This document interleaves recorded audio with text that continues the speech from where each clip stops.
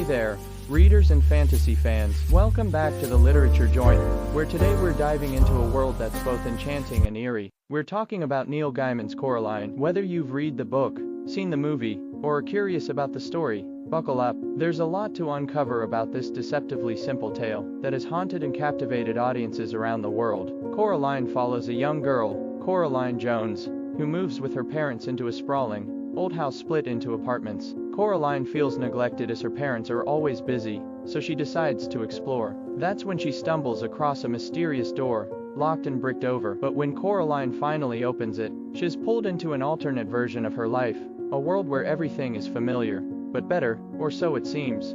In this other world, she meets her other mother and other father, who look like her real parents, except for one strange, unsettling detail. They have buttons for eyes. At first, the other mother lavishes Coraline with attention and care, giving her everything she wants, making it feel like a dream come true. But dreams can quickly turn to nightmares. Coraline soon realizes she's trapped in a sinister web, and if she wants to escape, she'll need all her wits, courage, and determination to do it. What makes Coraline such a lasting story isn't just its creepy atmosphere, though that's a big part of it. The story explores universal themes of bravery, independence, and the importance of love and family. Coraline starts out feeling misunderstood and overlooked, but her journey through the other world teaches her to appreciate the imperfect but genuine love of her real parents. Another important theme is the idea of facing your fears. Coraline encounters her deepest fears in this twisted world, and has no one but herself to rely on. Through her story, we see that courage isn't about not being afraid.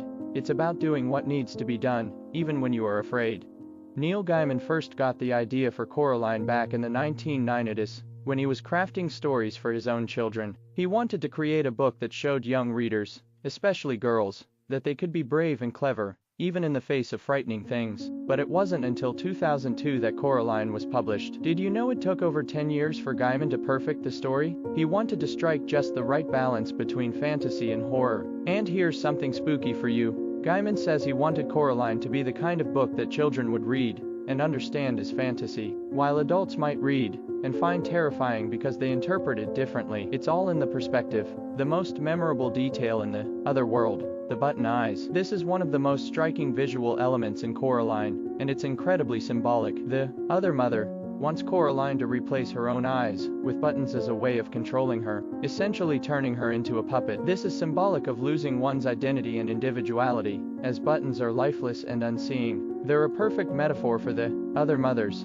manipulative, controlling nature. And speaking of the other mother, or the beldam, as she's later known, she's a spider-like creature who spins webs to capture her victims. She feeds off attention and wants to consume Coraline's life force. Her character draws from classic fairy tale villains, like the witch in Hansel and Gretel or the fae creatures in folklore, who offer enticing but dangerous gifts. But she's also distinctly modern, appealing to Coraline's desire for independence and love in a manipulative way.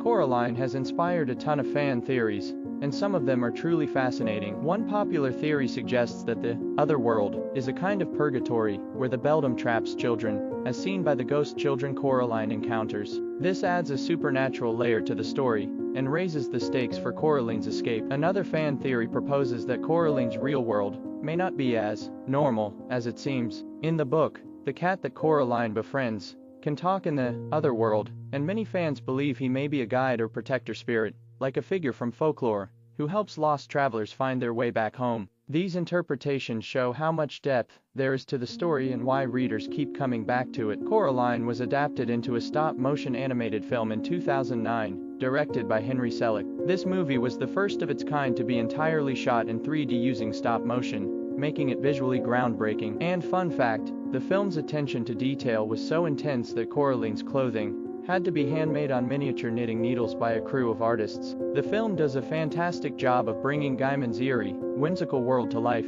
and it's known for introducing new audiences to Coraline. Some fans say the movie is even scarier than the book, which is saying something. So, why should you read Coraline? Whether you're new to Neil Gaiman's work, or a longtime fan, this book is a journey like no other. It's haunting, but it's also heartfelt. Gaiman weaves in themes that resonate with readers of all ages, making it a modern fairy tale that feels as ancient as it does fresh. Coraline is about bravery, the value of family, and standing up for yourself, even when you're scared. If you've only seen the movie, reading the book adds even more depth to Coraline's story, and gives you insight into Gaiman's writing style and storytelling genius. Plus, it's a quick read, but one that will stay with you long after you've turned the last page. And that's all for today's journey into Coraline. I hope you enjoyed this deep dive into Neil Gaiman's darkly enchanting story. What do you think of Coraline? Do you have any favorite moments, or maybe some theories of your own? Let me know in the comments below. If you found this video interesting, don't forget to like, subscribe, and hit that notification bell for more book discussions and recommendations. Thanks for watching, and see you in the next video, where we'll be diving into another unforgettable tale.